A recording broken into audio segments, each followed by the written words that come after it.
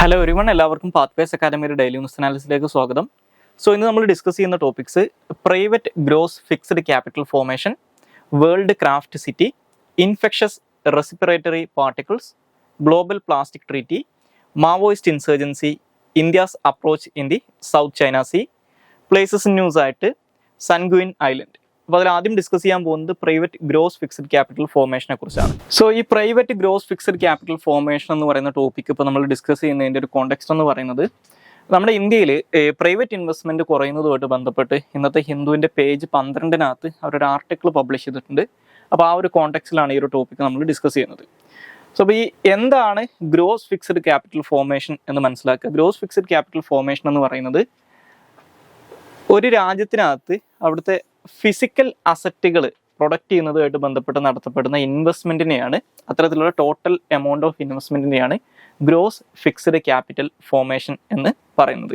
ഉദാഹരണത്തിന് ബിൽഡിങ്ങുകൾ, അതുപോലെ തന്നെ മെഷീനറി, എക്യുപ്മെന്റുകൾ, ഇൻഫ്രാസ്ട്രക്ചർ, ഇത്തരത്തിലുള്ള ഫിക്സ്ഡ് ക്യാപിറ്റലിനകത്ത് വരുന്ന ഇൻവെസ്റ്റ്മെന്റ് ആണ് ഗ്രോസ് ഫിക്സ്ഡ് ക്യാപിറ്റൽ ഫോർമേഷൻ എന്ന് പറയുന്നത്. ഇത് സാധാരണഗതിയിൽ ഒരു സ്പെസിഫിക് പീരീഡ് ഓഫ് ടൈമിൽ ഇത്തരത്തിൽ വന്നിട്ടുള്ള ഇൻവെസ്റ്റ്മെന്റ് ആണ് കാൽക്കുലേറ്റ് ചെയ്യാറുള്ളത്. ലൈക്ക് ഇപ്പോൾ ഒരു ഫിനാൻഷ്യൽ ഇയറിൽ എത്രത്തോളം ഈ ഗ്രോസ് ഫിക്സ്ഡ് ക്യാപിറ്റൽ ഫോർമേഷൻ നടന്നിട്ടുണ്ടെന്നൊക്കെയാണ് കാൽക്കുലേറ്റ് ചെയ്യാറുള്ളത്. അപ്പോൾ ഇതേ സംഭവം പ്രൈവറ്റ് പ്ലേയേഴ്സ് ചെയ്യുന്ന സമയത്താണ് അതിനെ private gross fixed capital formation എന്ന് വിളിക്കുന്നത്.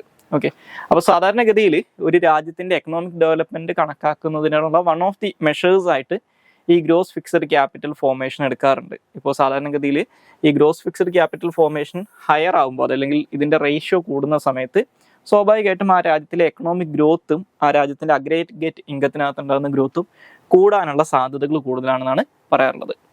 ഇനി അടുത്തതായിട്ട് ഡിസ്കസ് ചെയ്യാനുള്ള ടോപ്പിക്ക് വേൾഡ് ക്രാഫ്റ്റ് സിറ്റിയാണ്. ഈ വേൾഡ് ക്രാഫ്റ്റ് സിറ്റി എന്ന് പറയുന്ന ടോപ്പിക്ക് നമ്മൾ ഡിസ്കസ് ചെയ്യാനുള്ളൊരു കാരണം, നമ്മുടെ ഇന്ത്യൻ യൂണിയൻ ടെറിട്ടറി ആയിട്ടുള്ള ജമ്മു ആൻഡ് കാശ്മീരിലെ ശ്രീനഗർ ഒരു വേൾഡ് ക്രാഫ്റ്റ് സിറ്റി ആയിട്ട് ടാഗ് ചെയ്യപ്പെടാനുള്ള സാധ്യത ഉണ്ടെന്ന് പറഞ്ഞിട്ടൊരു ന്യൂസ് ഇന്നത്തെ ഹിന്ദുവിൻ്റെ പേജ് 16 വന്നിട്ടുണ്ട്. അപ്പോൾ ആ ഒരു കോണ്ടെക്സ്റ്റിലാണ് ഇതിനെക്കുറിച്ച് ഡിസ്കസ് ചെയ്യുന്നത്.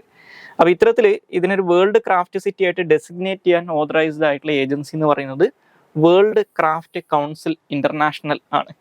അപ്പോൾ എന്താണ് ഈ വേൾഡ് ക്രാഫ്റ്റ് കൗൺസിൽ ഇന്റർനാഷണൽ എന്ന് മനസ്സിലാക്കുക. ഈ വേൾഡ് ക്രാഫ്റ്റ് കൗൺസിൽ ഇന്റർനാഷണൽ എന്ന് പറയുന്നത് 1964 ഒരു എയ്ലീൻ ഓസ്ബോൺ എന്ന് പറയുന്ന ആളും, അതുപോലെ തന്നെ മാർഗരറ്റ് എം പാച്ച് എന്ന് പറയുന്ന ഒരാളും, കമലാദേവി ചന്തോപാധ്യായ എന്ന് പറയുന്ന 3 ആളുകൾ ചേർന്നിട്ട് എസ്റ്റാബ്ലിഷ് ചെയ്തിട്ടുള്ള ഒരു നോൺ പ്രോഫിറ്റ് ഓർഗനൈസേഷനാണ് ഈ വേൾഡ് ക്രാഫ്റ്റ് കൗൺസിൽ AISBL എന്ന് പറയുന്നത്. ഈ world craft council international recently നമ്മുടെ ശ്രീനഗറിനെ ഒരു വേൾഡ് ക്രാഫ്റ്റ് സിറ്റി ആയിട്ട് ഡെസിഗ്നേറ്റ് ചെയ്തതിൻ്റെ ഒരു ഫസ്റ്റ് സ്റ്റേജ് എന്നുള്ള രീതിയിൽ, അല്ലെങ്കിൽ അതിനുള്ളൊരു ഫൈനൽ സ്റ്റേജ്, ആ നോമിനേഷൻ കൊടുക്കുന്നതിന് മുമ്പുള്ളൊരു ഫൈനൽ സ്റ്റേജ് എന്നുള്ള രീതിയിൽ അവിടുത്തെ ക്രാഫ്റ്റ് ക്ലസ്റ്റേഴ്സിൻ്റെ മാപ്പിങ്ങും കാര്യങ്ങളൊക്കെ കണ്ടക്ട് ചെയ്തിട്ടുണ്ടായിരുന്നു. അപ്പോൾ ആ ഒരു കോണ്ടെക്സ്റ്റിലാണ് നമ്മൾ ഈ ഒരു ടോപ്പിക്ക് ഡിസ്കസ് ചെയ്യുന്നതും. അപ്പോൾ ഇത് എന്താണെന്ന് മനസ്സിലാക്കി, ഞാൻ നേരത്തെ പറഞ്ഞ പോലെ ഇത് എസ്റ്റാബ്ലിഷ് ചെയ്യുന്നത് 64 ഇതൊരു നോൺ പ്രോഫിറ്റ് ഓർഗനൈസേഷൻ ആണ്. ഇവരുടെ പേർപ്പസ് എന്ന് പറയുന്നത് ട്രഡീഷണൽ ആയിട്ടുള്ള ക്രാഫ്റ്റിനെ, ലോകത്തിലുടനീളം ട്രഡീഷണൽ ആയിട്ടുള്ള ക്രാഫ്റ്റിനെ റെക്കഗ്നൈസ് ചെയ്യുകയും അതിനെ പ്രിസർവ് ചെയ്യുകയും ചെയ്യുന്നതിന് വേണ്ടിയിട്ട് വർക്ക് ചെയ്യുന്ന ഒരു നോൺ പ്രോഫിറ്റ് ഓർഗനൈസേഷനാണിത്. അപ്പോൾ അവരുടെ ബൈലോസ് അനുസരിച്ച് 4 വർഷത്തേക്കാണ് അവരുടെ പ്രസിഡൻസി ടേം ഫിക്സ് ചെയ്തിട്ടുള്ളത്. അപ്പോൾ അതുകൊണ്ട് ഞാൻ ന്യൂസ് നോക്കിക്കഴിഞ്ഞാൽ നിങ്ങൾക്ക് കാണാൻ പറ്റും ഇതൊരു കുവൈത്ത് ബേസ്ഡ് ആയിട്ടുള്ള സംഘടനയാണെന്നാണ് കൊടുത്തേക്കുന്നത്. പക്ഷെ അത് നമുക്ക് എൻറ്റയർലി കറക്റ്റ് ആണെന്ന് പറയാൻ പറ്റില്ല. കാരണം ഇപ്പോൾ പ്രസന്റ്ലി ഇവരുടെ സെക്രട്ടേറിയറ്റ് അല്ലെങ്കിൽ പ്രസിഡന്റ്, ഈ പറയുന്ന സംഘടനയുടെ പ്രസിഡൻസി എന്ന് പറയുന്നത് കുവൈത്തിന്റെ കൺട്രോളിലായതുകൊണ്ട് തന്നെ ഈ ഒരു 4 വർഷത്തേക്ക് 2021 തൊട്ട് 2024 വരെയുള്ള ടൈമിൽ കുവൈത്ത് ആയിരിക്കും ഇവരുടെ ഹെഡ് ക്വാർട്ടേഴ്സ് എന്ന് പറയുന്നത്. പക്ഷെ അടുത്ത വർഷം ഇത് മാറുകയും ചെയ്യും. ഓക്കെ, ഇനി ഇവരിത് തുടങ്ങിയ സമയം തൊട്ട് തന്നെ ഇവർ യുനെസ്കോവുമായിട്ട് ഈ പറയുന്ന ക്രാഫ്റ്റ് ഒക്കെ പ്രിസർവ് ചെയ്യുന്നതിന് വേണ്ടിയിട്ടുള്ള കാര്യങ്ങളിൽ യുനെസ്കോവുമായിട്ട് ക്ലോസ്ലി അസോസിയേറ്റ് ചെയ്ത് വർക്ക് ചെയ്യുന്ന ഒരു നോൺ പ്രോഫിറ്റ് ഓർഗനൈസേഷൻ കൂടിയാണെന്ന് അറിഞ്ഞിരിക്കുക. ഇനി അടുത്തതായിട്ട് ഡിസ്കസ് ചെയ്യാനുള്ള ടോപ്പിക്ക് ഇൻഫെക്ഷസ് റെസ്പിറേറ്ററി പാർട്ടിക്കിൾസിനെ കുറിച്ചാണ്. ഈ ഇൻഫെക്ഷസ് റെസ്പിറേറ്ററി പാർട്ടിക്കിൾസ് എന്ന് പറയുന്നത് ഇപ്പോൾ റീസെൻ്റ്ലി WHO നമ്മൾ ഈ റെസ്പിറേറ്ററി ആയിട്ടുള്ള ഇൻഫെക്ഷസ് ആയിട്ടുള്ള ഡിസീസസ് സ്പ്രെഡ് ചെയ്യുന്നതിനുള്ള ഒരു ടേം ആയിട്ട് കൊണ്ടുവന്നിട്ടുള്ള ഒരു സംഭവമാണ്. അതായത് എയറിലൂടെ ട്രാൻസ്മിറ്റ് ചെയ്യപ്പെടുന്ന പാത്തജൻസിനെ ഡിസ്ക്രൈബ് ചെയ്യുന്നതിന് വേണ്ടിയിട്ടാണ് ഇൻഫെക്ഷസ് റെസ്പിറേറ്ററി പാർട്ടിക്കിൾസ് എന്ന് പറയുന്ന പുതിയൊരു ടേം, അല്ലെങ്കിൽ IRPs എന്ന് പറയുന്ന പുതിയൊരു term world health organisation coin ചെയ്തിട്ടുണ്ട്. അപ്പോൾ അതിനെക്കുറിച്ച് ഇന്നത്തെ ഹിന്ദുവിൻ്റെ പേജ് 16 ഒരു ചെറിയ ആർട്ടിക്കിൾ വന്നിട്ടുണ്ട്. ആ ഒരു കോണ്ടെക്സ്റ്റിലാണ് നമ്മൾ ഇതിനെക്കുറിച്ച് ഡിസ്കസ് ചെയ്യുന്നത്. അപ്പോൾ എന്താണ് ഈ IRPs അല്ലെങ്കിൽ ഇൻഫെക്ഷസ് റെസ്പിറേറ്ററി പാർട്ടിക്കിൾസ് എന്ന് മനസ്സിലാക്കുക. ഇത് വേൾഡ് ഹെൽത്ത് ഓർഗനൈസേഷൻ ഇപ്പോൾ റീസെൻ്റ്ലി ഇൻട്രൊഡ്യൂസ് ചെയ്തിട്ടുള്ള ഒരു പുതിയൊരു ടേമാണ്. ഈ ടേം ഡിനോട്ട് ചെയ്യുന്നത് എയറിലൂടെ ട്രാൻസ്മിറ്റ് ചെയ്യപ്പെടുന്ന പാത്തജൻസിനെ ഡിനോട്ട് ചെയ്യാൻ വേണ്ടി അല്ലെങ്കിൽ അവരെ ഡിസ്ക്രൈബ് ചെയ്യുന്നതിന് വേണ്ടിയിട്ട് യൂസ് ചെയ്യുന്ന ഒരു പുതിയ ടേമാണിത്. ഈ ടേം ഇൻട്രൊഡ്യൂസ് ചെയ്തിട്ടുള്ളത് WHO ആണെന്ന് മനസ്സിലാക്കുക. അപ്പോൾ ഇത് ഇൻട്രൊഡ്യൂസ് ചെയ്യാനുള്ള ഒരു കാരണം എന്താണെന്ന് വെച്ച് കഴിഞ്ഞാൽ ഇത്തരത്തിൽ എയറിലൂടെ സ്പ്രെഡ് ആവുന്ന പാത്തജൻസിനെ കൃത്യമായിട്ട് ഐഡന്റിഫൈ ചെയ്യാൻ അല്ലെങ്കിൽ അവരെ ഡിസ്ക്രൈബ് ചെയ്യുന്നതിന് വേണ്ടിയിട്ടുള്ള കൃത്യമായിട്ടുള്ളൊരു ടെർമിനോളജി നിലവിലുണ്ടായിരുന്നില്ല. അപ്പോൾ ഈ ഒരു IRPs എന്ന് പറയുന്ന ടേം വരുന്നതിന് മുമ്പ് അത്തരത്തിലൊരു ടേം നിലവിലുണ്ടായിരുന്നില്ല. അപ്പോൾ അതിൻ്റെ ചില ബുദ്ധിമുട്ടുകൾ ഈ COVID-19 പാൻഡമിക്കിൻ്റെ സമയത്ത് ഈ ഹെൽത്ത് സെക്ടറൊക്കെ വലിയ ഇതിൽ ഫേസ് ചെയ്തിട്ടുണ്ടായിരുന്നു എന്നാണ് പറയുന്നത്. അപ്പോൾ എന്താണ് ഈ IRPs എന്ന് മനസ്സിലാക്കുക. ഈ റെസ്പിറേറ്ററി സാധാരണഗതിയിൽ നമുക്ക് എയറിലൂടെ സ്പ്രെഡ് ചെയ്യുന്ന മിക്ക രോഗങ്ങളും റെസ്പിറേറ്ററി ട്രാക്സിനെയാണ് ബാധിക്കാറുള്ളത്. അപ്പോൾ ഈ COVID-19, ഇൻഫ്ലുവൻസ, അതുപോലെ തന്നെ മീസിൽസ്, മേഴ്സ്, സാർസ്, ട്യൂബർക്കുലോസിസ് ഇങ്ങനെയുള്ള റെസ്പിറേറ്ററി ഇൻഫെക്ഷൻസ് എല്ലാം തന്നെ ഈ IRP എന്ന് പറയുന്ന വിഭാഗത്തിൻ്റെ അല്ലെങ്കിൽ ആ ഒരു ടെർമിനോളജിയുടെ പരിധിയിലാണ് പെടുന്നത്. അപ്പോൾ സാധാരണഗതിയിൽ നമ്മൾ ബ്രീത്തിങ്ങിലൂടെയോ അല്ലെങ്കിൽ ടോക്കിങ്ങിലൂടെയോ സിംഗിങ്ങിലൂടെയോ സ്പിറ്റിങ്ങിലൂടെയോ അല്ലെങ്കിൽ നമ്മൾ ചുമക്കുക, സ്നീസിങ് ഇങ്ങനെയുള്ള കാരണങ്ങൾ കാരണം പാർട്ടിക്കിൾസ് എക്സ്പെൽ ചെയ്യപ്പെടുകയും ആ പാർട്ടിക്കിൾസിലൂടെ ഈ പാത്തജൻസ് സ്പ്രെഡ് ചെയ്യുകയും ചെയ്യുന്ന പാത്തജൻസിനെയാണ് ബേസിക്കലി ഈ ഒരു IRP എന്നുള്ള വാക്കുകൊണ്ട് ഡിനോട്ട് ചെയ്യുന്നത്. ഇനി അടുത്തതായിട്ട് ഡിസ്കസ് ചെയ്യാനുള്ള ടോപ്പിക് ഗ്ലോബൽ പ്ലാസ്റ്റിക് ട്രീറ്റിയാണ്. അപ്പോൾ ഈ ഗ്ലോബൽ പ്ലാസ്റ്റിക് ട്രീറ്റി എന്ന് പറയുന്നത് ഇപ്പോൾ നിലവിൽ ചർച്ച ചെയ്യപ്പെട്ടുകൊണ്ടിരിക്കുന്ന ഒരു സൈൻ ചെയ്തിട്ടുള്ള ഒരു ട്രീറ്റി ഒന്നുമല്ല, ഡിസ്കഷൻസ് നടന്നുകൊണ്ടിരിക്കുന്ന ഒരു ട്രീറ്റിയാണ്. അപ്പോൾ ഇതിനെക്കുറിച്ച് ഇപ്പോൾ ഡിസ്കസ് ചെയ്യാനുള്ള കാരണം എന്താണെന്ന് വെച്ച് കഴിഞ്ഞാൽ ഇപ്പോൾ നിലവിൽ ഒരു ഇന്റർ ഗവൺമെന്റൽ നെഗോസിയേഷൻ കമ്മിറ്റി അല്ലെങ്കിൽ INC എന്ന് പറയുന്നൊരു കമ്മിറ്റി ഉണ്ട്. അവർ ഒരു ഇന്റർനാഷണലി ലീഗലി ബൈൻഡിങ് ആയിട്ടുള്ള പ്ലാസ്റ്റിക് പൊല്യൂഷനായിട്ട് ബന്ധപ്പെട്ട് ഇന്റർനാഷണലി ലീഗലി ബൈൻഡിങ് ആയിട്ടുള്ള ഒരു ട്രീറ്റി ഫോം ചെയ്യുന്നതിനെ കുറിച്ചിട്ടുള്ള ചർച്ചകൾ ഈ INCയുടെ 4ാമത്തെ സമ്മിറ്റ് അല്ലെങ്കിൽ അവരുടെ 4ാമത്തെ മീറ്റിംഗ് ഇപ്പോൾ നടക്കാൻ പോവാണ്. അപ്പോൾ അതിനകത്ത് ചർച്ച ചെയ്യുന്ന 4ാമത്തെ സെഷൻ നടക്കാൻ പോവാണ്, അതിനകത്ത് ചർച്ച ചെയ്യുന്നുള്ളൊരു വാർത്ത വന്നിട്ടുണ്ടായിരുന്നു. അപ്പോൾ അത് ഈ പറയുന്ന ഈ 4ാമത്തെ സെഷൻ നടക്കാൻ പോകുന്നത് ഏപ്രിൽ 23 തൊട്ട് 29 വരെ കാനഡയിലെ ഒട്ടാവയിൽ വെച്ചിട്ടാണ് ഇത് നടക്കാൻ പോകുന്നത്. അപ്പോൾ ഈ ഇന്റർ ഗവൺമെന്റൽ നെഗോസിയേഷൻ കമ്മിറ്റി എന്ന് പറയുന്നത് യുണൈറ്റഡ് നേഷൻസിന്റെ എൻവയോൺമെന്റൽ എൻവയോൺമെന്റൽ അസംബ്ലി 2022 മാർച്ചിൽ പാസ്സാക്കിയിട്ടുള്ള അല്ലെങ്കിൽ അവർ അഡോപ്റ്റ് ചെയ്തിട്ടുള്ള ഒരു റെസൊല്യൂഷൻ അനുസരിച്ച് ഈ പ്ലാസ്റ്റിക് പൊല്യൂഷൻ അവസാനിപ്പിക്കുന്നതിന് വേണ്ടിയിട്ട് ആ ഒരു റെസൊല്യൂഷനിലൂടെ ഒരു തീരുമാനം എടുത്തിട്ടുണ്ടായിരുന്നു. അപ്പോൾ ആ ഒരു തീരുമാനത്തിനകത്ത് പറഞ്ഞിട്ടുണ്ടായിരുന്നത് UN-ന്റെ എൻവയോൺമെന്റൽ പ്രോഗ്രാമിന്റെ എക്സിക്യൂട്ടീവ് ഡയറക്ടർ ഒരു ഇന്റർനാഷണൽ നെഗോസിയേഷൻ കമ്മിറ്റി അല്ലെങ്കിൽ INC കൺവീൻ ചെയ്യണമെന്നും ആ INCയിലൂടെ ഇത്തരത്തിൽ ഒരു ബൈൻഡിങ് ആയിട്ടുള്ള ട്രീറ്റ് ക്രിയേറ്റ് ചെയ്യണമെന്നാണ് പറഞ്ഞിട്ടുള്ളത്. അപ്പോൾ അത്തരത്തിൽ കൺവീൻ ചെയ്യുന്ന INCയുടെ 4ാമത്തെ സെഷനാണ് ഇപ്പോൾ നടക്കാൻ പോകുന്നത്. അപ്പോൾ അവിടെ ഇതിനെക്കുറിച്ചുള്ള ചർച്ചകൾ നടക്കുന്നുള്ള വാർത്തയാണ് വന്നിട്ടുള്ളത്. അപ്പോൾ ആ ഒരു കോണ്ടെക്സ്റ്റിലാണ് ഇതിനെക്കുറിച്ച് നമ്മൾ ഡിസ്കസ് ചെയ്തിട്ടുള്ളത്. ഇനി അടുത്തതായിട്ട് ഡിസ്കസ് ചെയ്യാനുള്ള ടോപ്പിക്ക് മാവോയിസ്റ്റ് ഇൻസർജൻസിയെ കുറിച്ചാണ്. നമ്മുടെ ഇന്ത്യയിലുള്ള ലെഫ്റ്റ് വിങ് എക്സ്ട്രീമിസത്തെ കുറിച്ചാണ്. അപ്പോൾ ഇപ്പോൾ കഴിഞ്ഞ 2-3 ദിവസങ്ങൾക്കകത്ത് നമ്മുടെ ഇന്ത്യയിലെ പല സംസ്ഥാനങ്ങളിലും ഈ മാവോയിസ്റ്റുകൾക്കെതിരായിട്ട് ഇന്ത്യൻ സൈന്യം അല്ലെങ്കിൽ ഇവിടുത്തെ പാരാമിലിറ്ററി ഫോഴ്സസ് നടത്തിയിട്ടുള്ള ആക്രമണങ്ങളിൽ ഒരുപാട് മാവോയിസ്റ്റുകൾ കൊല്ലപ്പെട്ടതായിട്ടുള്ള വാർത്തകൾ വന്നിട്ടുണ്ടായിരുന്നു. അപ്പോൾ ആ ഒരു കോണ്ടെക്സ്റ്റിൽ ഇന്നത്തെ ഹിന്ദുവിൻ്റെ എഡിറ്റോറിയൽ പേജിനകത്ത് അവർ പബ്ലിഷ് ചെയ്തിട്ടുള്ള ഒരു എഡിറ്റോറിയൽ ഈ പറയുന്ന മാവോയിസ്റ്റ് ഇൻസർജൻസിയെ കുറിച്ചാണ്. അതായത് ഇത്തരത്തിലൊരു യുദ്ധം ഈ മാവോയിസ്റ്റ് ഇൻസർജൻസിനെ കംപ്ലീറ്റ്ലി ഇല്ലാതാക്കാൻ സഹായിക്കില്ല എന്നും അതിൻ്റെ കൂടെ റീകൺസിലിയേഷൻ പോലുള്ള പൊളിറ്റിക്കൽ സൊല്യൂഷൻസ് പോലുള്ള കാര്യങ്ങളും വേണം എന്നുമാണ് ഈ ഒരു എഡിറ്റോറിയലിനകത്ത് പറയുന്നത്. അപ്പോൾ ആ ഒരു കോണ്ടെക്സ്റ്റിലാണ് ഈ മാവോയിസ്റ്റ് മൂവ്മെന്റിനെ കുറിച്ച് അല്ലെങ്കിൽ ലെഫ്റ്റ് വിങ് എക്സ്ട്രീമിസത്തെ കുറിച്ച് നമ്മൾ ഡിസ്കസ് ചെയ്യുന്നത്. അപ്പോൾ നമ്മുടെ ഇന്ത്യയിലെ ലെഫ്റ്റ് വിങ് എക്സ്ട്രീമിസം എന്ന് പറയുന്നത് അല്ലെങ്കിൽ ഇതിനെ നെക്സലിസം എന്നും മാവോയിസം എന്നും വിളിക്കാറുണ്ട്. ഇത് നമ്മുടെ ഇന്ത്യയിൽ ഇന്ത്യൻ സ്റ്റേറ്റിന് അഗെയിൻസ്റ്റ് ആയിട്ട്, അതായത് ഇന്ത്യ എന്ന് പറയുന്ന രാഷ്ട്രത്തിനെ ഓവർത്രോ ചെയ്തുകൊണ്ട് ഇവിടെ ഒരു കമ്മ്യൂണിസ്റ്റ് ഗവൺമെന്റ് സ്ഥാപിക്കാൻ വേണ്ടിയിട്ട് അല്ലെങ്കിൽ ഒരു ലെഫ്റ്റ് വിങ് ഐഡിയോളജിയിലുള്ള ഒരു പുതിയൊരു സ്റ്റേറ്റിനെ എസ്റ്റാബ്ലിഷ് ചെയ്യുന്നതിന് വേണ്ടി നടത്തുന്ന ഒരു ആംഡ് റിബലിയൻ ആണ് ലെഫ്റ്റ് വിങ് എക്സ്ട്രീമിസം എന്ന് പറയുന്നത്. അപ്പോൾ ഇതിനെ മാവോയിസം എന്ന് വിളിക്കാനുള്ള കാരണം ചൈനീസ് കമ്മ്യൂണിസ്റ്റ് പാർട്ടിയുടെ ഫൗണ്ടേഴ്സിൽ ഒരാളായിട്ടുള്ള അല്ലെങ്കിൽ ഈ പീപ്പിൾസ് റിപ്പബ്ലിക് ഓഫ് ചൈനയുടെ പിതാവെന്നൊക്കെ നമുക്ക് വിളിക്കാൻ പറ്റുന്ന മാവോയുടെ ഐഡിയോളജിനെ ബേസ് ചെയ്തിട്ടാണ്, അല്ലെങ്കിൽ അതാണ് ഇവരുടെ ഐഡിയോളജിക്കൽ ബാക്കിംഗ് എന്ന് പറയുന്നത്. അതുകൊണ്ടാണ് ഇതിനെ മാവോയിസം എന്ന് പറയുന്നത്. നെക്സലിസം എന്ന് വിളിക്കാനുള്ള കാരണം 1967 വെസ്റ്റ് ബംഗാൾ സ്റ്റേറ്റിനകത്തുള്ള ഡാർജിലിംഗ് ഡിസ്ട്രിക്റ്റിനകത്തുള്ള ഒരു നെക്സൽ ബാരി എന്ന് പറയുന്ന പ്രദേശത്താണ് ഇത് ആരംഭിക്കുന്നത്. അതുകൊണ്ടാണ് ഇന്ത്യയിലെ ഈ മാവോയിസ്റ്റ് മൂവ്മെന്റ് നെക്സലിസം എന്നുള്ള പേരിൽ അറിയപ്പെടുന്നത്. അപ്പോൾ ഇവരെ മാവോയിസ്റ്റുകൾ എന്ന് വിളിക്കുന്നത് മാവോയിസ്റ്റ് ഐഡിയോളജിയിൽ ഇൻസ്പയർ ആയിട്ടാണ് ഇവർ ഈ കാര്യങ്ങൾ ചെയ്യുന്നത് എന്നുള്ളതുകൊണ്ടാണ്. സോ ഇത് 1967 വെസ്റ്റ് ബംഗാളിലെ നെക്സൽ ബാരി പോലീസ് സ്റ്റേഷൻ പരിധിയിലാണ് ഇതൊരു പെസൻ റിവോൾട്ടായിട്ട്, ഒരു കാർഷിക സമരമായിട്ട് ആരംഭിക്കുന്നത്. അന്ന് ഈ communist party of India split ചെയ്ത് കമ്മ്യൂണിസ്റ്റ് പാർട്ടി ഓഫ് ഇന്ത്യയും കമ്മ്യൂണിസ്റ്റ് പാർട്ടി ഓഫ് മാർക്സിസ്റ്റ് അല്ലെങ്കിൽ CPIM ആയ സമയത്ത് CPIM-നകത്തുള്ള കേഡേഴ്സ് പെട്ടിട്ടുള്ള ചില ആളുകൾ ചേർന്നിട്ടാണ് ഈ ഇന്ത്യയിലെ മാവോയിസ്റ്റ് മൂവ്മെന്റ് സ്റ്റാർട്ട് ചെയ്യുന്നത്. അതായത് അന്ന് ഈ ചാരു മജുംദാർ, അതുപോലെ തന്നെ കാനു സന്യാൽ, ജംഗൽ സന്താൽ എന്നീ 3 നേതാക്കളുടെ നേതൃത്വത്തിലാണ് ഈ നക്സൽ ബാരിയിൽ ഈ മൂവ്മെന്റ് ആരംഭിക്കുന്നത്. അപ്പോൾ ഇനീഷ്യൽ സ്റ്റേജിൽ ഇതൊരു പെസൻ റിവോൾട്ടായിട്ടാണ് സ്റ്റാർട്ട് ചെയ്യുന്നതെങ്കിലും പിന്നീട് നമ്മൾ ഇന്നത്തെ ഒരു കാലഘട്ടം നോക്കുന്ന സമയത്ത് ഇന്ത്യയിലെ മാവോയിസ്റ്റ് മൂവ്മെന്റ് ഒരു ട്രൈബൽ മൂവ്മെന്റ് ആയിട്ട് മാറിയതായിട്ട് നമുക്ക് കാണാൻ സാധിക്കും. ഓക്കെ, അപ്പോൾ നേരത്തെ സൂചിപ്പിച്ചതുപോലെ ഈ ചാരു മജുംദാറും കാനു സന്യാലും അതുപോലെ തന്നെ ജംഗൽ സന്താലും കൂടി ചേർന്നിട്ടാണ് ഇത് സ്റ്റാർട്ട് ചെയ്യുന്നത്. അത് പിന്നീട് അവർ ഈ കമ്മ്യൂണിസ്റ്റ് പാർട്ടി ഓഫ് ഇന്ത്യ മാർക്സിസ്റ്റിൽ നിന്ന് മാറിയിട്ട് അവർ communist party of India Marxist Leninist അല്ലെങ്കിൽ CPIML എന്ന് പറയുന്നൊരു പുതിയ പാർട്ടി എസ്റ്റാബ്ലിഷ് ചെയ്യുന്നുണ്ട്. ഇപ്പോൾ ഈ പാർട്ടി പലതവണ മാറിയിട്ട് പീപ്പിൾസ് വാർ ഗ്രൂപ്പ് എന്നൊക്കെയുള്ള ആംഡ് ഗ്രൂപ്പുകളായിട്ട് മാറി ഇപ്പോൾ അറിയപ്പെടുന്നത് communist party of India Maoist അല്ലെങ്കിൽ CPIM എന്നുള്ള പേരിൽ തന്നെയാണ്. ഓക്കെ, ഇനി നമ്മുടെ ഇന്ത്യയിൽ ഈ പറയുന്ന നെക്സലൈറ്റ് മൂവ്മെന്റ് അല്ലെങ്കിൽ ലെഫ്റ്റ് വിങ് എക്സ്ട്രീമിസ്റ്റിന്റെ ഒരു സ്പ്രെഡ് നോക്കിക്കഴിഞ്ഞാൽ ഈ ലെഫ്റ്റ് വിങ് എക്സ്ട്രീമിസ്റ്റുകൾ കൺട്രോൾ ചെയ്യുന്ന അല്ലെങ്കിൽ അവർക്ക് വലിയ ഇതിൽ ഇൻഫ്ലുവൻസ് ഉള്ള പ്രദേശങ്ങൾ അറിയപ്പെടുന്നത് റെഡ് കോറിഡോർസ് എന്നുള്ള പേരിലാണ്. അത് പരസ്പരം കണക്റ്റഡ് ആയിട്ടുള്ള നമ്മുടെ ഇന്ത്യയിലെ ഏകദേശം കേരള തമിഴ്നാട് ബോർഡർ റീജിയൻ തൊട്ട് നേപ്പാൾ വരെ വ്യാപിച്ച് കിടക്കുന്ന ഒരു സീരീസ് ഓഫ് ജംഗിൾസും അല്ലെങ്കിൽ ഏരിയാസും ഉൾപ്പെടുന്നതാണ് ഈ റെഡ് കോറിഡോർസ് എന്ന് പറയുന്നത്. ഇത് പ്രധാനമായിട്ടും നമ്മുടെ ഈസ്റ്റേൺ ഗട്ട്സിലൂടെ അല്ലെങ്കിൽ ഈസ്റ്റേൺ ഇന്ത്യയിലൂടെയാണ്, ഇന്ത്യയുടെ ഈസ്റ്റേൺ കോസ്റ്റിന് അഡ്ജോയിനിങ് ആയിട്ടുള്ള ഹിൽ ഏരിയാസിലൂടെയാണ് ഈ ഒരു റെഡ് കോറിഡോർ സ്പ്രെഡ് ചെയ്തിട്ടുള്ളത്. ഇപ്പോൾ ഛത്തീസ്ഗഡ്, ഒഡീഷ, ജാർഖണ്ഡ്, ബീഹാർ, ആന്ധ്രാപ്രദേശ് എന്നീ പ്രദേശങ്ങളാണ് ഇവരുടെ ഏറ്റവും പ്രധാനപ്പെട്ട സ്ട്രോങ് ഹോൾഡുകൾ എന്ന് പറയുന്നത്. അതുപോലെ തന്നെ സൗത്ത് ഇന്ത്യൻ സ്റ്റേറ്റുകളായിട്ടുള്ള തെലങ്കാനയും ആന്ധ്രാപ്രദേശിലും ഇവർക്ക് വളരെ പവർഫുൾ ആയിട്ടുള്ള സ്വാധീനമുണ്ട്. ഇനി അതുപോലെ തന്നെ വെസ്റ്റേൺ സൈഡിലേക്ക് നോക്കിക്കഴിഞ്ഞാൽ മഹാരാഷ്ട്രയുടെ ചില മേഖലകളിലും ഈ നെക്സലൈറ്റ് മൂവ്മെന്റ് വളരെ സ്ട്രോങ് ആണെന്ന് നമുക്ക് കാണാൻ സാധിക്കും. അപ്പോൾ ഈ ഒരു കോറിഡോറുകൾ നമ്മൾ മൊത്തത്തിൽ നോക്കിക്കഴിഞ്ഞാൽ ഇന്ത്യ നേപ്പാൾ ബോർഡർ തൊട്ട് ഏകദേശം കേരള തമിഴ്നാട് ജംഗ്ഷൻ വരെയുള്ള അല്ലെങ്കിൽ നമ്മുടെ നീലഗിരി ഹിൽസ് എന്നൊക്കെ പറയുന്ന ആ ഒരു പ്രദേശം വരെ നീണ്ടു കിടക്കുന്നതാണ് ഈ റെഡ് കോറിഡോർസ് എന്ന് പറയുന്നത്.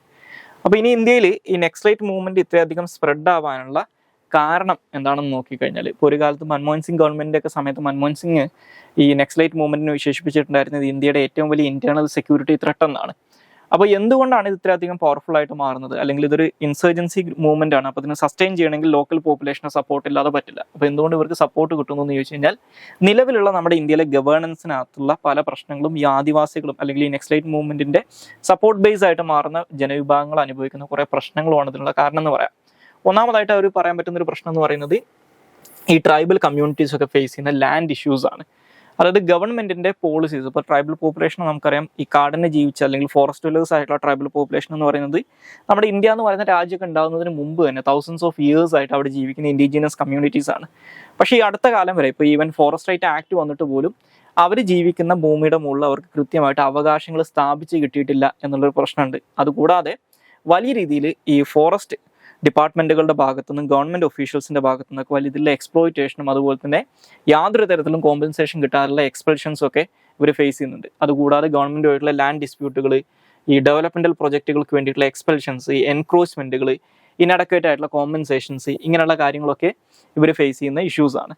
അതുപോലെ തന്നെ മറ്റൊരു പ്രധാനപ്പെട്ട കാരണം എന്ന് പറയുന്നത് പൊളിറ്റിക്കൽ ഫാക്ടേഴ്സ് ആണ്. അതായത് ഇവിടുത്തെ ട്രൈബൽ കമ്മ്യൂണിറ്റീസിന് ഇന്ത്യയിലെ മെയിൻ സ്ട്രീം പൊളിറ്റിക്സിനകത്തുള്ള പ്രാതിനിധ്യം എന്ന് പറയുന്നത് വളരെ ലിമിറ്റഡ് ആണ്, അല്ലെങ്കിൽ നെഗ്ലിജിബിൾ ആണെന്ന് തന്നെ പറയാം. അപ്പോൾ അതുകൊണ്ട് തന്നെ ട്രൈബൽ കമ്മ്യൂണിറ്റീസ് നേരിടുന്ന പ്രശ്നങ്ങളെ സിസ്റ്റമാറ്റിക് ആയിട്ട് ഇവിടുത്തെ പൊളിറ്റിക്കൽ പാർട്ടീസ് നെഗ്ലക്ട് ചെയ്തതായിട്ട് നമുക്ക് കാണാൻ സാധിക്കും. അതുപോലെ തന്നെ ഈ പറയുന്ന ട്രൈബൽ കമ്മ്യൂണിറ്റീസിനെ അപ്ലിഫ്റ്റ് ചെയ്യാൻ വേണ്ടിയിട്ട്, എസ്പെഷ്യലി ഈ നെക്സലിസം അഫക്റ്റഡ് ആയിട്ടുള്ള സ്റ്റേറ്റുകളിലുള്ള ട്രൈബൽ കമ്മ്യൂണിറ്റീസിനെ അപ്ലിഫ്റ്റ് ചെയ്യുന്നതിന് വേണ്ടിയിട്ട് കാര്യമായിട്ടുള്ള ശ്രമങ്ങളൊന്നും ഓൺ ദി ഗ്രൗണ്ട് ഇവിടുത്തെ ഗവൺമെന്റുകൾ ചെയ്തതായിട്ട് നമുക്ക് കാണാൻ സാധിക്കില്ല, അല്ലെങ്കിൽ അതിന്റെ ഇമ്പാക്ട് നമുക്ക് വിസിബിൾ അല്ല എന്ന് പറയാം. പിന്നെ ഞാൻ നേരത്തെ സൂചിപ്പിച്ചതുപോലെ ഇന്ത്യയിലെ മെയിൻ സ്ട്രീം പൊളിറ്റിക്സിനകത്തുള്ള ട്രൈബൽസിന്റെ മാർജിനലൈസേഷനാണ് അല്ലെങ്കിൽ അവരുടെ അണ്ടർ റെപ്രസെന്റേഷനും ഇതിനൊരു പ്രശ്നമാണെന്ന് പറയാം. ഇനി മൂന്നാമതായിട്ട് പറയുന്ന ഒരു പ്രശ്നം എന്ന് പറയുന്നത് എൻവയോൺമെന്റൽ ഡീഗ്രഡേഷൻ ആണ്. അതായത് ഈ ക്ലൈമറ്റ് ചേഞ്ചും എൻവയോൺമെന്റൽ ഡീഗ്രഡേഷനും ഒക്കെ കാരണം ഈ ട്രൈബൽ കമ്മ്യൂണിറ്റീസ് കാലാകാലങ്ങളായിട്ട് അവർ അനുഭവിച്ചു പോന്നിരുന്ന അവരുടെ ലാൻഡും അല്ലെങ്കിൽ വാട്ടർ റിസോഴ്സസ് ഒക്കെ ഇല്ലാതാവുകയോ അല്ലെങ്കിൽ വലിയ രീതിയിൽ പൊല്യൂട്ട് ചെയ്യപ്പെടുകയോ ചെയ്തിട്ടുണ്ട്. അപ്പോൾ ഇത് ഇവരൊരു തരത്തിൽ റെഫ്യൂജീസ് ആയിട്ട് മാറാൻ അല്ലെങ്കിൽ അവരുടെ നേറ്റീവ് ലാൻഡിൽ നിന്ന് എക്സ്പെൽ ചെയ്യപ്പെടാൻ അല്ലെങ്കിൽ ഏലിയനേറ്റ് ചെയ്യപ്പെടാനുള്ള ഒരു കാരണമായിട്ട് മാറുന്നുണ്ട്. അപ്പോൾ അതിനുള്ള മറ്റൊരു പ്രധാനപ്പെട്ട കാരണം എന്ന് പറയുന്നത്, ഇപ്പോൾ നിങ്ങൾ ഛത്തീസ്ഗഡ്, ജാർഖണ്ഡ് പോലുള്ള സ്റ്റേറ്റുകൾ നോക്കിക്കഴിഞ്ഞാൽ കാണാൻ പറ്റും ഇന്ത്യയിലെ ഏറ്റവും അധികം മിനറൽ റിച്ച് ആയിട്ടുള്ള, അതായത് ഏറ്റവും അധികം ധാതുക്കളുള്ള സംസ്ഥാനങ്ങളാണ് ഛത്തീസ്ഗഡും ജാർഖണ്ഡും. പക്ഷെ അവിടെ എസ്പെഷ്യലി സുക്മ ഒക്കെ പോലുള്ള ഡിസ്ട്രിക്റ്റുകൾ അല്ലെങ്കിൽ ഈ പറയുന്ന ദന്തേവാഡയൊക്കെ പോലുള്ള പ്രദേശങ്ങൾ നെക്സൽ ഏറ്റവും അധികം ഹാർഡ് കോർ നെക്സൽ ഈ പറയുന്ന കേഡേഴ്സ് ഉള്ള അല്ലെങ്കിൽ നെക്സലിസ്റ്റിന് അത്രയധികം ഡീപ്പ് റൂട്ടഡ് ആയിട്ട് കൺട്രോൾഡ് ഏരിയാസ് ആണ്. അപ്പോൾ അവിടെ എന്തുകൊണ്ട് അങ്ങനെ വരുന്നതെന്ന് വെച്ച് കഴിഞ്ഞാൽ അവിടെ നിന്നുള്ള മൈനിങ് മാഫിയാസിൻ്റെ അല്ലെങ്കിൽ നമ്മുടെ ഇന്ത്യയിലെ ചില ബിഗ്ഗസ്റ്റ് കോർപ്പറേറ്റുകൾ പോലും മൈനിങ്ങിന് വേണ്ടിയിട്ട് അവിടെ നടത്തുന്ന ഇവർക്കെതിരായിട്ട് നടത്തുന്ന അട്രോസിറ്റീസും അല്ലെങ്കിൽ ഈ മൈനിങ്ങിൻ്റെ സമയത്ത് അവരോട് നിന്ന് എക്സ്പെൽ ചെയ്യപ്പെടുന്നതാണെന്ന് പറയാം. മറ്റൊന്ന് എക്കണോമിക് ചാലഞ്ചസ് ആണ്. ഇപ്പോൾ ഈ പ്രദേശങ്ങളിലേക്ക് കൃത്യമായിട്ട് ഇൻഫ്രാസ്ട്രക്ചർ, ഇപ്പോൾ റോഡ് കണക്ടിവിറ്റിയോ അവർക്ക് വേണ്ട സ്കൂളുകളോ ഹോസ്പിറ്റൽസോ ഇങ്ങനെയുള്ള കൃത്യമായിട്ടുള്ള സോഷ്യൽ സർവീസസ് കിട്ടാത്തത്, പൂറായിട്ടുള്ള infrastructure, energy access, poverty, health care ഫെസിലിറ്റീസിൻ്റെ അഭാവം, എഡ്യൂക്കേഷൻ ഇല്ലാത്തത്, അൺഎംപ്ലോയ്മെൻറ്റ്, ഇതും ആളുകൾ നെക്സലിസ്റ്റിലേക്ക് ആകൃഷ്ടരാകാനുള്ള കാരണം അല്ലെങ്കിൽ ഇത്തരത്തിലുള്ള ഗവൺമെൻറ്റിനോടുള്ള ഡിസാറ്റിസ്ഫാക്ഷൻ ആണ് ഇവർ ആളുകൾ നെക്സലിസ്റ്റിലേക്ക് പോകാനുള്ളൊരു കാരണം എന്ന് വേണമെങ്കിൽ പറയാം. പിന്നെ അതുപോലെ തന്നെ ആളുകൾക്കിടയിലുള്ള എക്കണോമിക് ഇനീക്വാലിറ്റിയും ഇതിനൊരു കാരണമാണ്. പിന്നെ അഗ്രേറിയൻ ഡെപ്റ്റ് ഇഷ്യൂസ്, അതുപോലെ തന്നെ ഈ മണി ലെൻഡേഴ്സിൻ്റെ ഒക്കെ എക്സ്പ്ലോയിറ്റേഷൻ, ഇതൊക്കെ ഇതിനുള്ള കാരണങ്ങളാണെന്ന് പറയാം. പിന്നെ അതുപോലെ തന്നെ പറയാൻ പറ്റുന്ന മറ്റൊരു കാരണം എന്ന് പറയുന്നത് ഇതുമായിട്ട് കണക്ട് ചെയ്യാൻ പറ്റുന്ന ഒരു ഏരിയയാണ് ഡെവലപ്മെന്റൽ ഗ്യാപ്സ് എന്ന് പറയുന്നത്. ഗവൺമെന്റിന്റെ ഭാഗത്തു നിന്നുള്ള കൃത്യമായിട്ടുള്ള ഇൻഫ്രാസ്ട്രക്ചർ ഡെവലപ്മെന്റ് ഇല്ലാത്തതും അതുപോലെ തന്നെ ഹെൽത്ത് കെയറിലേക്കും എഡ്യൂക്കേഷൻ ഫെസിലിറ്റിയിലേക്കൊന്നും ആക്സസ് ഇല്ലാത്തതും പറയാം. പിന്നെ ലാക്ക് ഓഫ് ഗുഡ് ഗവേണൻസും അല്ലെങ്കിൽ ഗവൺമെന്റ് ഇനീഷ്യേറ്റീവ്സ് കൃത്യമായിട്ട് ഇംപ്ലിമെന്റ് ചെയ്യാത്തതിന്റെ പ്രശ്നവും കാരണങ്ങളായിട്ട് പറയാൻ പറ്റും. ഇനി ഈ പറയുന്ന നെക്സലൈറ്റ് മൂവ്മെന്റിനെ ഇല്ലാതാക്കുന്നതിന് വേണ്ടിയിട്ട് അല്ലെങ്കിൽ ഈ പ്രശ്നങ്ങൾ അഡ്രസ്സ് ചെയ്യുന്നതിന് വേണ്ടിയിട്ട് ഗവൺമെന്റ് എടുത്തിട്ടുള്ള പ്രധാനപ്പെട്ട ഇനീഷ്യേറ്റീവ്സ് നോക്കിക്കഴിഞ്ഞാൽ ഒന്നാമത്തതാണ് national policy and action plan 2015 എന്ന് പറയുന്നത്. ഇത് മിനിസ്ട്രി ഓഫ് ഹോം അഫേഴ്സ് കൊണ്ടുവന്നിട്ടുള്ള ഒരു സ്ട്രാറ്റജിക് പ്ലാനാണ്, അതായത് ഒരു ലോങ് ടേം പ്ലാനാണ്. അപ്പോൾ ഇതിനകത്ത് ഈ പറയുന്ന പ്രദേശങ്ങളുടെ സെക്യൂരിറ്റി, ഇവരുടെ ഡെവലപ്മെന്റ് എന്നീ കാര്യങ്ങളൊക്കെ ഉൾപ്പെടുന്ന വളരെ കോംപ്രഹെൻസീവ് ആയിട്ടുള്ളൊരു പ്ലാനാണ് ഈ national policy and action plan 2015 എന്ന് പറയുന്നത്. മറ്റൊന്ന് ഇവിടെയുള്ള ഇൻഫ്രാസ്ട്രക്ചർ ഡെവലപ്പ് ചെയ്യുന്നതിന് വേണ്ടിയിട്ടുള്ള പ്ലാൻസ് ആണ്. അതിൻ്റെ ഭാഗമായിട്ട് വരുന്ന ഒന്നാണ് റോഡ് റിക്വയർമെൻറ്റ് പ്ലാൻ ഫേസ് 1 അല്ലെങ്കിൽ RRP1 എന്ന് പറയുന്നത്. ഇത് 2009 ministry off road transport and highways start ചെയ്തിട്ടുള്ള ഒരു പദ്ധതിയാണ്. അപ്പോൾ ഈ പദ്ധതിയുടെ ഭാഗമായിട്ട് 34ഓളം ഗവൺമെൻറ് ഐഡൻറ്റിഫൈ ചെയ്തിട്ടുള്ള ലെഫ്റ്റ് വിങ് അഫക്റ്റഡ് ആയിട്ടുള്ള ഡിസ്ട്രിക്റ്റുകളുടെ ഏകദേശം 8 സംസ്ഥാനങ്ങളിലായിട്ട് വ്യാപിച്ച് കിടക്കുന്ന ഈ 34 ഡിസ്ട്രിക്റ്റുകളിലെ റോഡ് കണക്ഷൻസ് ഇംപ്രൂവ് ചെയ്യാൻ വേണ്ടിയിട്ടാണ് ഈ RRP1 ശ്രമിച്ചിട്ടുണ്ടായിരുന്നത്. ഇനി ഇതിൻ്റെ അടുത്തൊരു ഫേസ് ആയിട്ട് വന്നിട്ടുണ്ടായിരുന്ന ഒന്നാണ് road connectivity project four left wing extremism affected areas അല്ലെങ്കിൽ RRP2 എന്ന് പറയുന്നത്. ഇത് 2016 ആരംഭിക്കുന്നത്. ഇത് നമ്മുടെ ഇന്ത്യയിൽ അന്ന് ഗവൺമെൻറ് ഐഡൻറ്റിഫൈ ചെയ്തിട്ടുണ്ടായിരുന്ന 9 ലെഫ്റ്റ് വിങ് അഫക്റ്റഡ് ആയിട്ടുള്ള സ്റ്റേറ്റുകളിലെ 44 ഡിസ്ട്രിക്റ്റുകളിലെ റോഡ് കണക്ടിവിറ്റി ഇംപ്രൂവ് ചെയ്യുക എന്നുള്ളതായിരുന്നു ഇതിൻ്റെ ലക്ഷ്യം.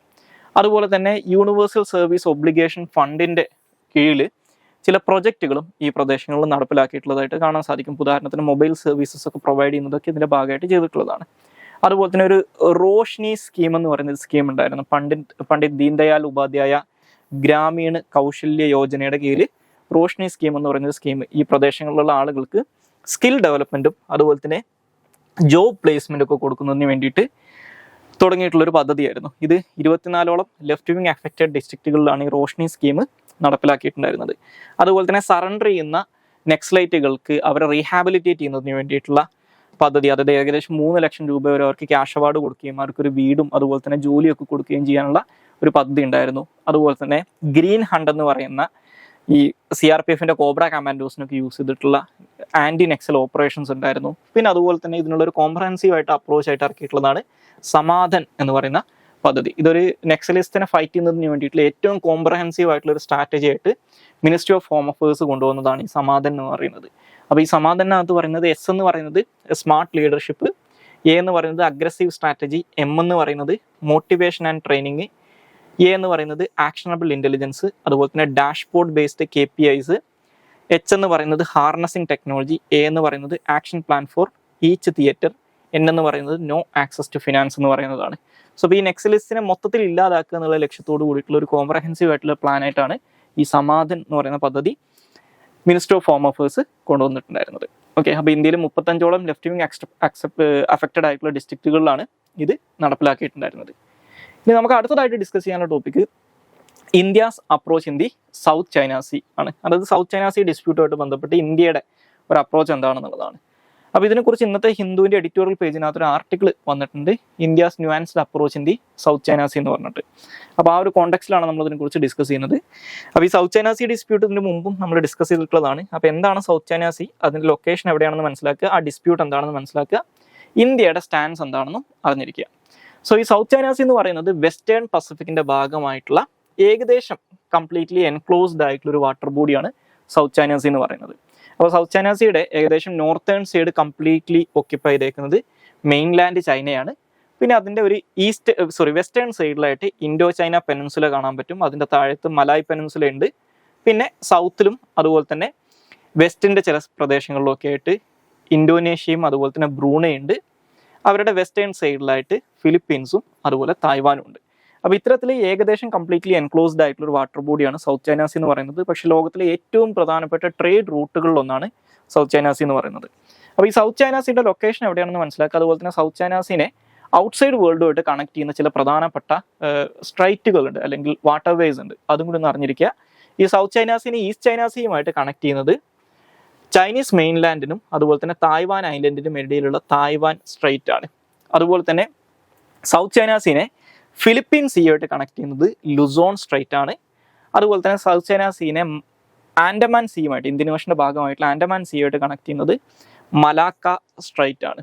ഓക്കെ, ഇനി സൗത്ത് ചൈന സീയുമായിട്ട് അതിർത്തി പങ്കിടുന്ന രാജ്യങ്ങൾ എന്ന് പറയുന്നത് പ്രധാനമായിട്ടും ചൈന, അതുപോലെ തന്നെ ഒരു ഡിഫാക്ടോ ഇൻഡിപെൻഡന്റ് രാജ്യമായിട്ടുള്ള തായ്വാന്, അതുപോലെ Philippines, Malaysia, Brunei, Indonesia, Singapore, Vietnam എന്നീ രാജ്യങ്ങളാണ്. ഇനി ഈ സൗത്ത് ചൈന സീയുടെ സിഗ്നിഫിക്കൻസ് എന്താണെന്ന് മനസ്സിലാക്കുക. ഒന്ന്, ഇതിന്റെ സ്ട്രാറ്റജിക് ലൊക്കേഷനാണ്. അതായത് ഇന്ത്യൻ ഓഷനെയും പസഫിക് ഓഷനെയും കണക്ട് ചെയ്യുന്ന ഏറ്റവും പ്രധാനപ്പെട്ട വാട്ടർ ബോഡിയാണ് സൗത്ത് ചൈന സീ എന്ന് പറയുന്നത്. പിന്നെ ഞാൻ നേരത്തെ പറഞ്ഞതുപോലെ ലോകത്തിന്റെ ടോട്ടൽ മാരിടൈം ട്രേഡിന്റെ അല്ലെങ്കിൽ ഗ്ലോബൽ ഷിപ്പിങ്ങിന്റെ 1/3 ഏകദേശം 33.33% കടന്നു പോകുന്നത് സൗത്ത് ചൈന സീയിലൂടെയാണ്.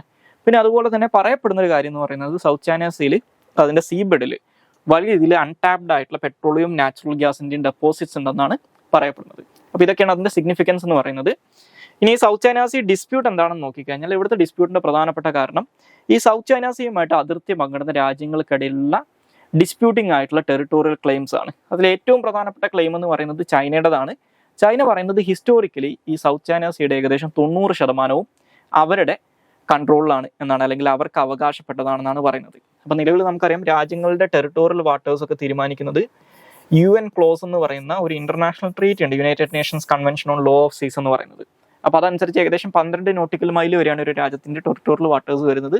പക്ഷേ ചൈനീസ് ഗവൺമെന്റ് പറയുന്നത് ഈ പറയുന്ന സൗത്ത് ചൈന സീയുടെ ഏകദേശം 90% അവരുടേതാണെന്നാണ് പറയുന്നത്.